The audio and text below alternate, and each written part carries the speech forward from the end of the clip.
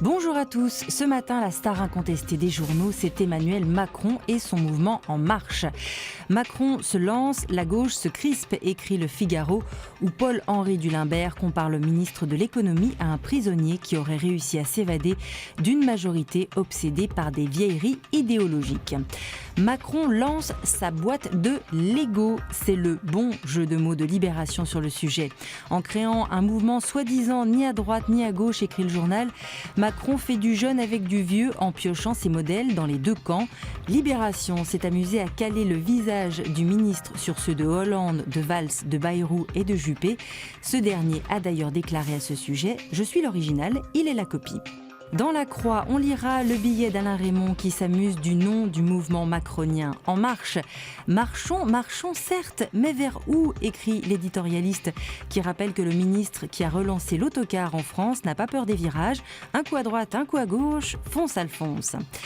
La création de ce mouvement arrive alors que la gauche, mais aussi la droite, sont en plein questionnement sur l'organisation des primaires pour choisir un candidat à l'élection présidentielle. Une bonne idée, mais difficile à mettre en œuvre, écrit La Croix. Elle répond aux envies d'une démocratie plus participative, mais selon certains, elle amplifie la personnalisation du pouvoir. Le pouvoir est-il au cœur de l'affaire Benzema ? C'est ce que laisse entendre l'Obs, pour qui cette affaire est devenue un enjeu politique qui divise jusqu'au sommet de l'État et réveille les tréfonds xénophobes d'un pays miné par le malaise identitaire. Fichtre ! Et dire que tout ça est parti d'une sextape. Toujours dans l'Obs, on lira le dossier consacré au calvaire des homosexuels marocains que le monde a découvert avec une vidéo filmant l'agression d'un d'entre eux.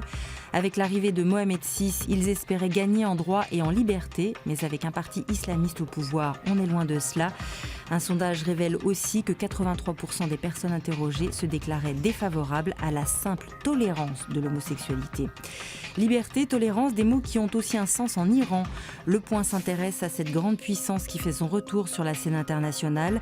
L'Hebdo a rencontré des jeunes un peu désabusés par la politique qui aspirent à la liberté tout en étant attachés aux valeurs de la République islamique qui, selon eux, garantissent la sécurité du pays. En sécurité, l'est-on vraiment sur les routes de France ? Aujourd'hui en France évoque les chiffres sortis hier et qui révèlent qu'entre 370 000 et 750 000 personnes roulent sans assurance. Certes, c'est moins de 2% des conducteurs, mais ils provoquent un accident sur 10. L'image du jour, on a commencé cette revue de presse avec Lego de Macron.